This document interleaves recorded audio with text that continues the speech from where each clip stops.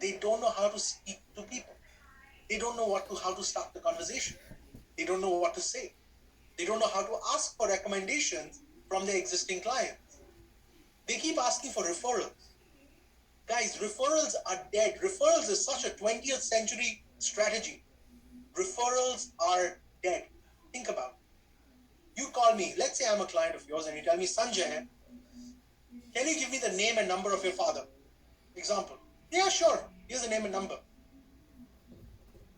You call my father and say, hi, I got your number from Sanjay. And my father's like, why did Sanjay give you my number? And now you're spending time telling my father why Sanjay gave my number. Think about it. Instead of that, wouldn't you rather be recommended?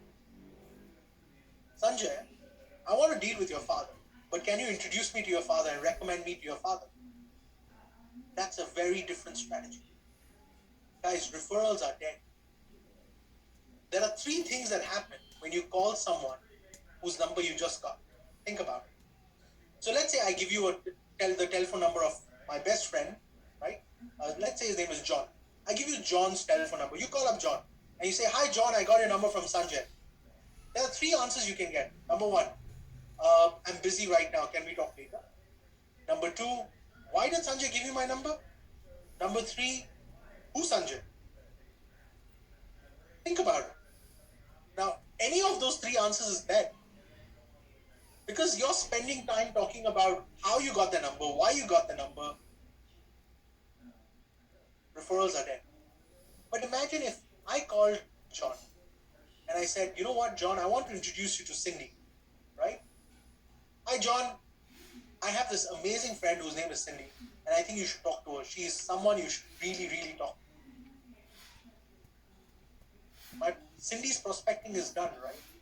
Because I just introduced Cindy to John. Now, John has no reason to not speak to Cindy. Because I'm not talking about what Cindy has done for me, but I'm introducing Cindy as a friend.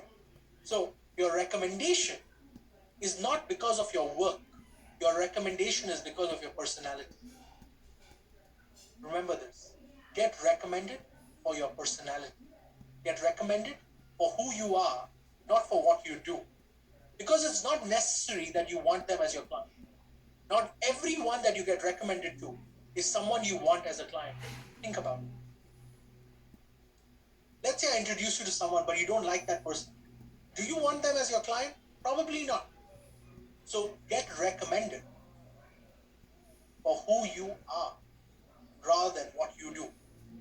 Now, I know a lot of you want your clients to recommend you as the best financial advisor, as the best estate planner, as the best insurance agent. Is that how you want to be recommended? Think about it. Shouldn't you be recommended for who you are rather than what you do? That allows you to reject clients as well.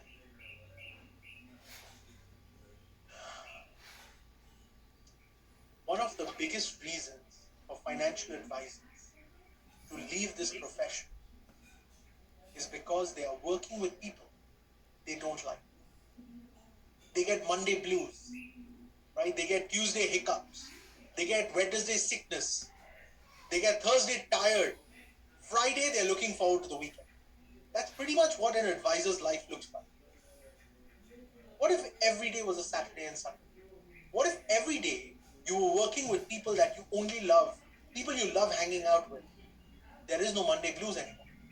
Every day is a Sunday. Every day is a Saturday. Because you're only working with people you truly care about. And that is what makes your business strong. Who are you working with? And the day you realize that, it will change the way you address your clients. Guys, the best service standards are only set with people that you truly care about. Think about it. Would you give good service to someone who is super annoying? You probably give them good service only to shut them up, right? Think about it. You know, there was something that my grandfather told me many, many years ago. He said, Sanjay, if the baby doesn't cry, even the mother doesn't give it the milk. Think about this. If the baby doesn't cry, Even the mother doesn't give it milk. And I said, but granddad, that's with some of my clients as well. They keep crying all the time.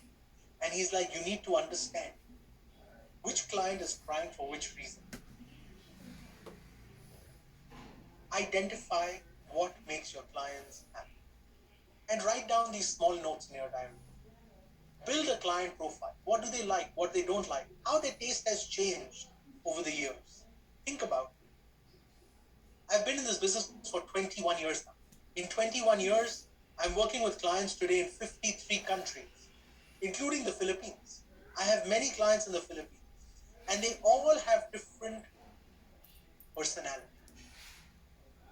Identifying what makes them happy, what makes them upset, what do they like to hear, what they don't like to hear, what are the risks they can take, what are the risks they can't take. I'll give you an example. So I have this client in the Philippines, right? He keeps telling me, Sanjay, the product has such low returns, you know, all my other friends are making so much money in the stock market and in this market and that market, Bitcoin. And I said, tell me something. Agree. You can make a lot of money doing a lot of things. The question is, you can lose a lot of money doing a lot of things as well. Are you okay with losing money? Because the last time I checked with you, you're not okay with losing money. He's like, no, Sanjay, but a little risk is good, right? I said, how much is little?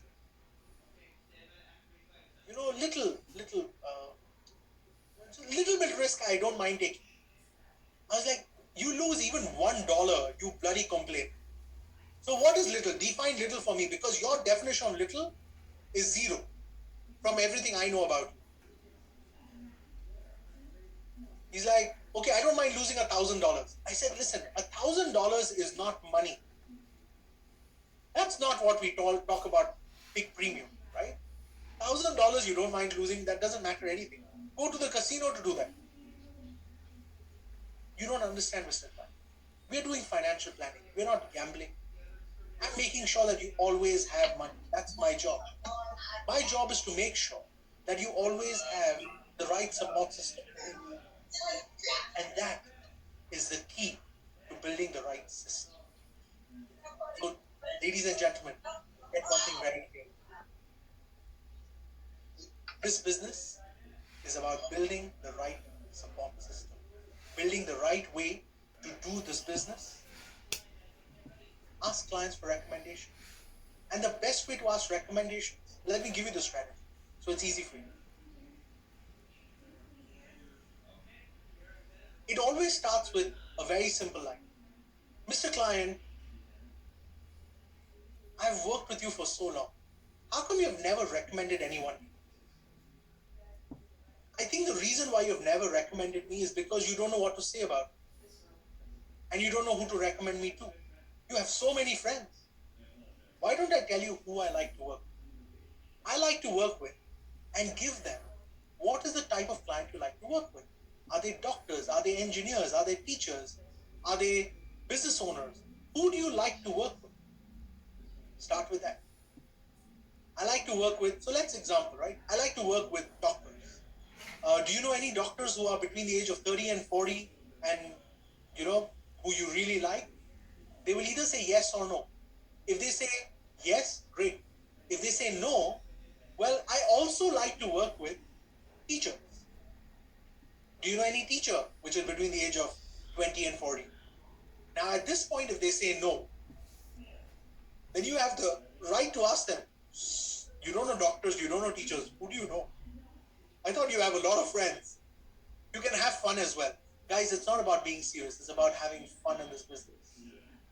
And the best way to have fun is to have relationships with your clients as if they were your family, your friends. Because the promise that you have given to your client is the same promise you're giving to your spouse. Till death do us part. Through sickness and health, I will be with you. Through rich and poor, I'll be with you. So why shouldn't you be treating them like family? Think about it. And that is one of the most important reasons why you could be successful in this practice. So I want you to think about this. So getting recommendations is the best strategy going forward.